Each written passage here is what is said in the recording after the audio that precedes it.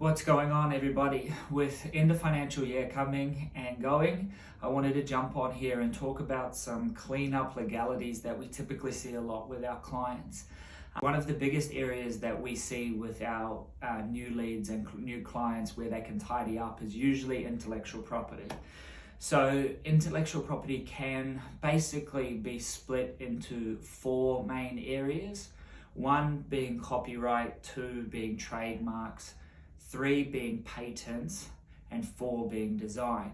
So a big problem that we see with our e-commerce clients are other e-commerce brands infringing on what they believe is to be their intellectual property by, say, reselling it on Alibaba or JD.com. Now, most e-commerce platforms do have a takedown notice, but to be able to require the platform to take down other businesses that are infringing on your intellectual property, you have to upload or show proof that you own that intellectual property.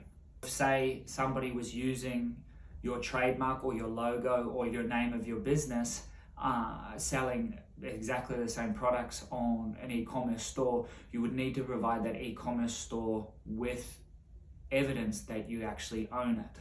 So we always find that around the end of financial year, it is a good time to tidy these things up and to get these things in order.